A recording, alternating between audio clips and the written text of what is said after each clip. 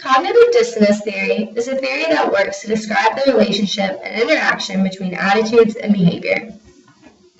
Attitudes are defined as feelings or beliefs that predispose us to respond in a particular way to objects, people, and events in our environment.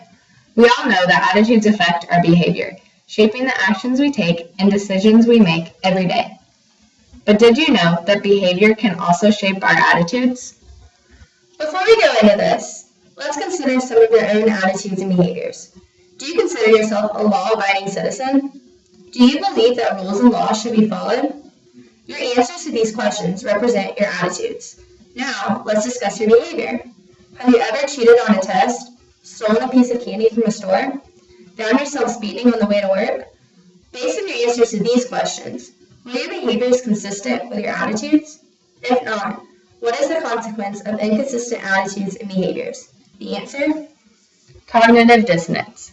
Cognitive dissonance is the tension and feeling of discomfort that results from inconsistent attitudes and actions. Cognitive dissonance theory was proposed by Leon Festinger, who theorized that when our cognitions about the world and ourselves clash, tension, known as cognitive dissonance, arises, and we are motivated to achieve consonance because of the unpleasant feelings this dissonance brings. To test this theory, Festinger designed an experiment in which participants performed a dull and boring task.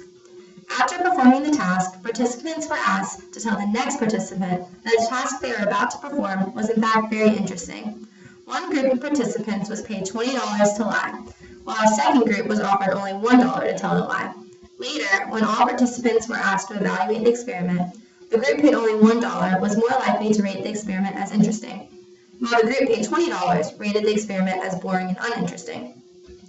Festinger proposed that the reason for the differences in responses between the two groups was that the group paid $20 experienced less dissonance than the group paid $1, because receiving $20 provided adequate justification for telling a lie, whereas the group paid $1 felt more dissonance and was therefore more likely to adjust their attitudes concerning the experiment in order to reduce unpleasant feelings caused by the inconsistency between their action of telling the lie and their original attitude toward the experiment. Now let's consider a situation you may be familiar with. Perhaps you like ice cream, but you know it's unhealthy for you.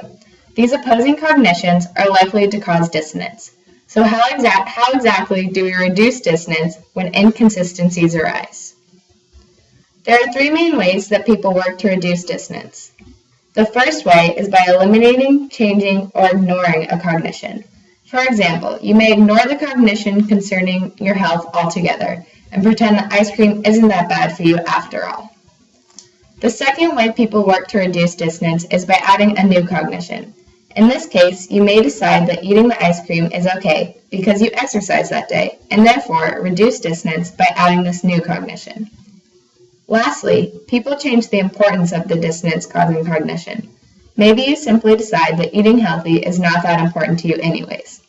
In all these situations, you are reducing cognitive dissonance in order to create harmony between actions and attitudes and justify your behavior.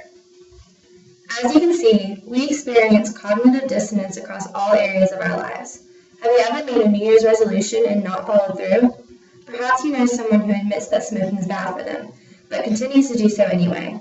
How do you think people work to reduce dissonance in these situations? Oftentimes, we adjust our attitudes due to dissonance without even being fully aware of these changes. We all know that attitudes shape our behaviors, but it is now clear that behaviors can equally shape our attitudes.